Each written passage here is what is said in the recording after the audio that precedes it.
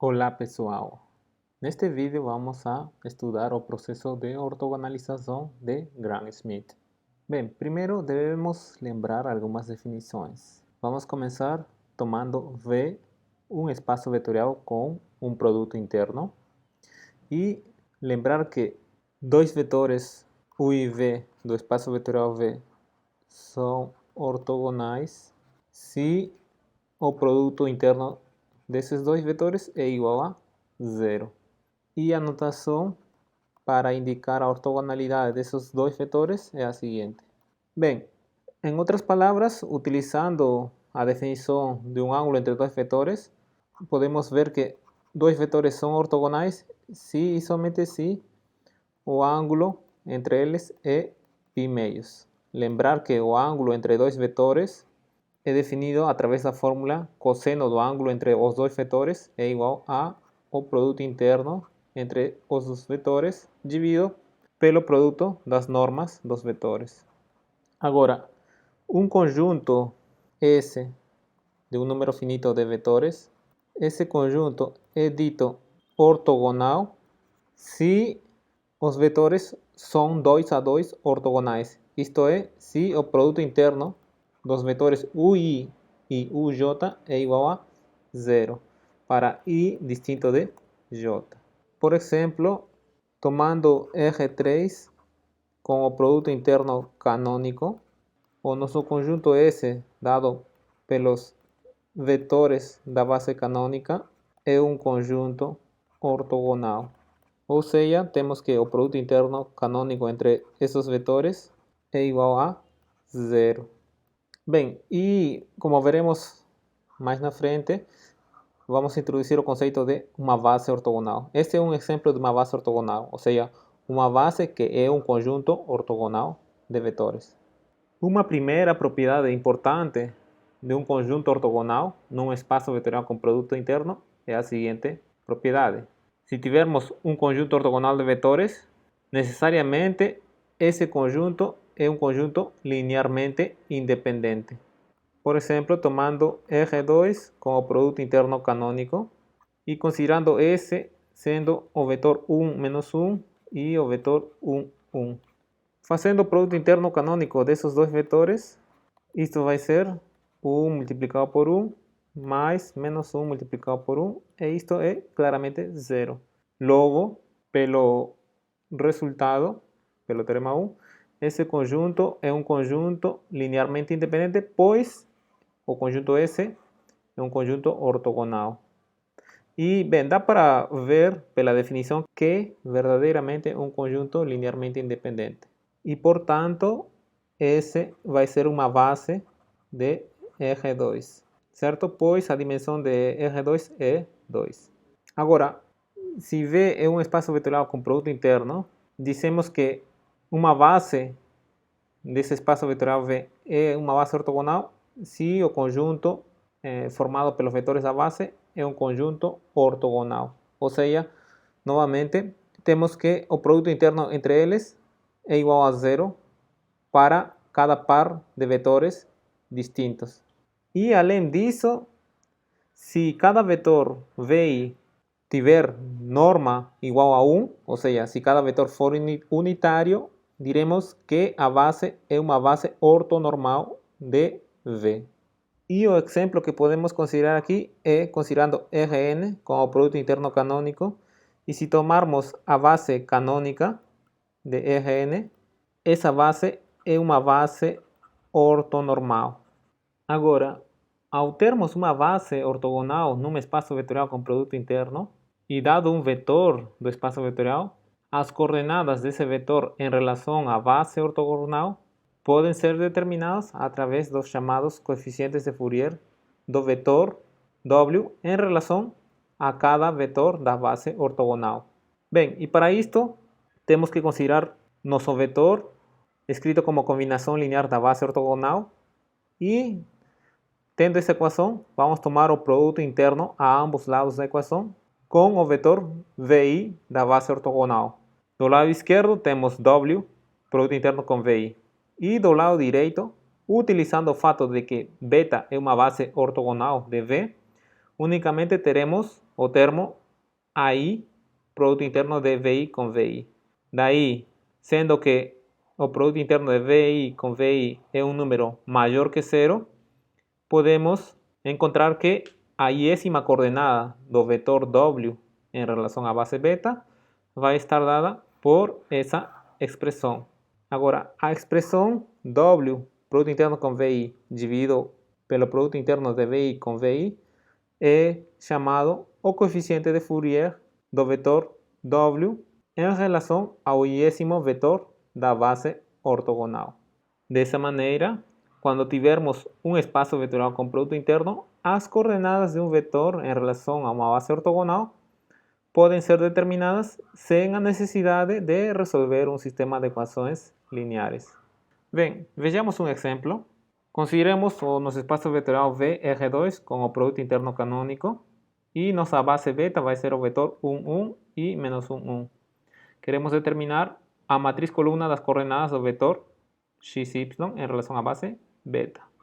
Lembrar que as coordenadas desse vetor em relação à base beta vai ser uma coluna de duas componentes e essas componentes satisfazem a seguinte equação. O xy vai ser escrito como A multiplicação com o vetor 1, 1 mais B multiplicado com o vetor menos 1, 1.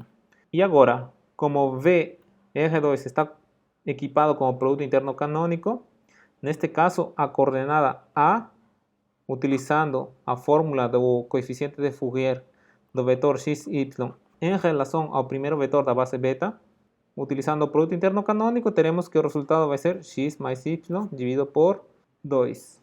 E a coordenada B será o produto interno canônico de xy com o segundo vetor da base ortogonal, 1 menos 1, dividido pela norma ao quadrado do vetor 1 menos 1. E o resultado neste caso vai ser x menos y dividido por 2. Agora vejamos mais um exemplo. Consideremos R3 como novamente o produto interno canônico e queremos determinar as coordenadas do vetor xyz em relação à base beta, sendo que a base beta está dada por esses três vetores. Bem, primeiramente devemos perceber o seguinte: ao fazer o produto interno canônico desses três vetores, V1, V2, V3, podemos ver que essa base beta é uma base ortogonal. Ou seja, o produto interno de V1 com V2 vai ser 0. V2 com V3 também vai ser 0. E finalmente V1 com V3 também vai ser 0. E, portanto, as coordenadas do vetor xyz em relação à base beta vai ser A, B, C, sendo que os números A, B e C satisfazem a seguinte equação vetorial. E as coordenadas A, B e C estão dadas pelos coeficientes de Fourier do vetor xyz em relação a cada vetor da base. Dessa forma, a coordenada A será igual ao coeficiente de Fourier de xyz em relação ao vetor V1. E fazendo as contas, teremos que o resultado será 3x mais y mais z dividido por 11. A coordenada B será igual ao produto interno de xyz com o vetor V2 dividido pela norma ao quadrado do vetor V2. E o resultado vai ser menos x mais 2y mais z dividido por 6. E finalmente a coordenada C vai ser o produto interno de xyz com o vetor V3 dividido pela norma ao quadrado do vetor V3. E o resultado vai ser menos x menos 4y mais 7z dividido por 58. Essas são as coordenadas do vetor xyz em relação a essa base beta. Agora, vamos apresentar o resultado principal deste vídeo, que é o processo de ortogonalização de Gram-Schmidt. Ele fala que se tivermos um espaço vetorial com produto interno e alfa for um conjunto linearmente independente, então, a partir desse conjunto alfa, a gente pode construir um novo conjunto de vetores e esse novo conjunto vai ser um conjunto ortogonal. E esse novo conjunto vai satisfazer de que o subespaço gerado por esse novo conjunto de vetores vai ser o mesmo subespaço gerado pelos vetores do conjunto alfa. Em particular, se alfa for uma base do espaço vetorial V, então o novo conjunto ortogonal alfa' vai ser uma base ortogonal de V. Bem, como são encontrados esses vetores do novo conjunto alfa'? Bem, o processo é feito da seguinte maneira. O primeiro vetor V1' vai ser o primeiro vetor do nosso conjunto alfa.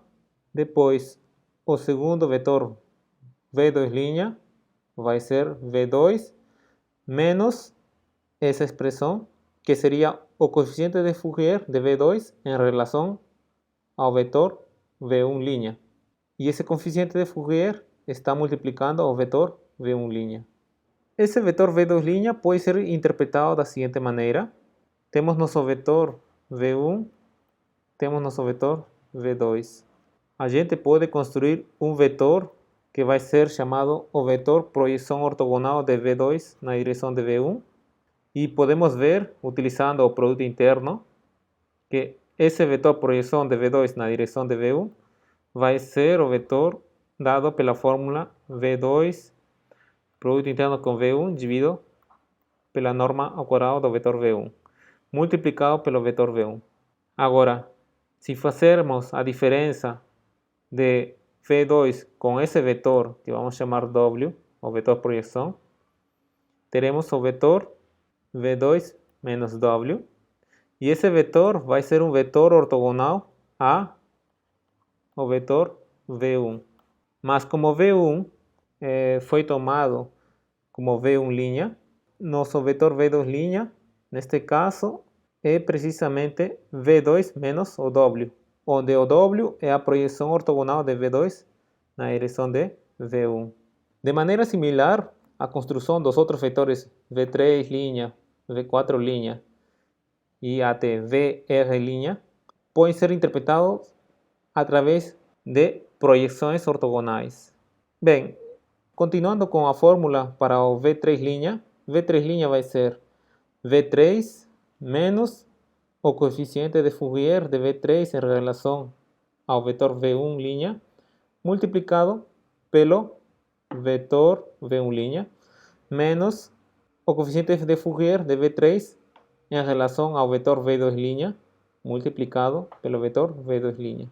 E de maneira similar, podemos continuar até o último vetor vai ser encontrado como VR menos a soma da projeção do vetor VR na direção do vetor V'. Dessa maneira, estamos encontrando os vetores do novo conjunto alfa', que vai ser um conjunto ortogonal. Agora, podemos ver alguns exemplos para entender melhor as fórmulas. Por exemplo, estamos considerando V igual a R3 com o produto interno canônico e beta vai ser a base dada por esses três vetores. E queremos utilizar o processo de Gram-Schmidt para ortogonalizar a base beta. Então, neste caso, sabemos pelo processo de Gram-Schmidt, essa base beta vai ser levada numa nova base beta', que vai ser ortogonal. V1', V2', V3', onde V1' vai ser simplesmente o primeiro vetor da base beta, que seria 1, 1, 0. O vetor V2' será V2 menos o coeficiente de Fourier de V2 em relação a V1', que seria V2 com produto interno com V1', dividido pelo produto interno de V1', com ele mesmo, multiplicado pelo vetor V1'. E fazendo as contas, teremos V2 é 1, 0, 1, menos produto interno de V2 com V1'. V2 com V1', V1' é V1, fazendo o produto interno canônico, teremos que esse produto interno vai ser 1 dividido pela norma ao quadrado de V1'. A norma ao quadrado é 2. E está multiplicando o vetor V1', que é V1. O resultado vai ser, a primeira componente é 1 menos 1 meio, é 1 meio, 0 menos 1 meio, e 1 menos 0, 1. Depois, o terceiro vetor V3' vai ser V3 menos o coeficiente de Fourier de V3 em relação a V1' multiplicado por V1' menos o coeficiente de Fourier de V3 em relação ao vetor V2' multiplicado pelo vetor V2'. Agora, fazendo as contas, teremos V3 é o vetor 0, 2, 0, menos V3 com V1'. V1' novamente é V1. O produto interno canônico vai ser unicamente 2, dividido por V1', sua norma ao quadrado. Já calculamos, era 2, multiplicado por V1' é 1, 1, 0, menos o produto interno de V3 com V2'. V3 com V2', o produto interno canônico vai ser menos 1, dividido pela norma ao quadrado de V2', que seria 1 quarto mais 1 quarto mais 1, 3 meios, multiplicado pelo vetor V2', 1 meio menos 1 meio, 1. O resultado vai ser o vetor 0, 2, 0, menos 1, 1, 0, mais 2 terços multiplicado pelo vetor 1 meio menos 1 meio, 1. E o resultado vai ser menos 2 terços, 2 terços, 2 terços. Essa seria a resposta. Esses são os 3 vetores obtidos após fazer o processo de ortogonalização de Gram-Schmidt. Para finalizar o nosso vídeo, vamos a fazer mais um exemplo. Vamos a considerar o espaço vetorial das matrizes de tamanho 2×2 com o seguinte produto interno. E utilizando o processo de Gram-Schmidt, queremos ortogonalizar esse conjunto ortogonal. Novamente, o processo de ortogonalização de Gram-Schmidt fala que os 3 novos vetores vão ser V1', V2', V3', sendo que o vetor V1' vai ser o vetor V1, o vetor V2' vai ser V2 menos o coeficiente de Fourier de V2 em relação ao vetor V1', multiplicado pelo vetor V1'. E esse vetor será V2 é 2, 1, 0, 1, menos produto interno de V2 com V1', ou seja, produto interno desses dois vetores.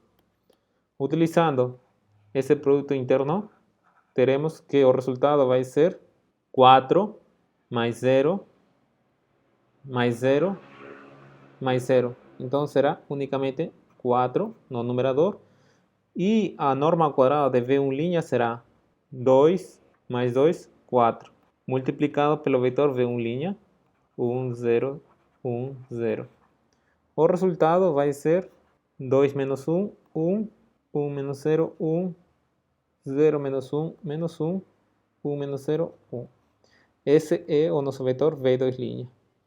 E agora o vetor V3' vai ser V3 menos o coeficiente de Fourier em relação a V1', multiplicado por V1', menos o coeficiente de Fourier de V3 em relação a V2', multiplicado pelo vetor V2'. E o resultado vai ser 2, 0, 2, 6, menos. Vamos fazer o produto interno de V3 com V1'. V3 com V1'. O resultado vai ser 4 mais 0 mais 4 mais 0. Seria 8. O numerador vai ser 8. E o produto interno de V1 com V1, já calculamos, também era 4. E vai estar multiplicando o vetor V1', que é o vetor V1. 1, 0, 1, 0. Agora, menos o produto interno de V3 com V2'. V3 com V2'. Qual será o resultado? V3 com V2'. O produto interno vai ser 2 por 1, 2. Com o coeficiente 2 teremos 4. Mais 0. Novamente, mais 2 por menos 1. Menos 2. Com esse coeficiente de 2, resulta menos 4. Tínhamos 4 mais menos 4, 0. E temos 6 por 1, que seria 6. Então teremos o produto interno vai ser de V3 com V2', 6 dividido A norma de V2' vai ser, então vai ser 6, e a norma de V2' vai ser 2 mais 1 mais 2 mais 1, que seria 6. E esse número vai multiplicar o vetor V2', que é 1, 1, menos 1, 1.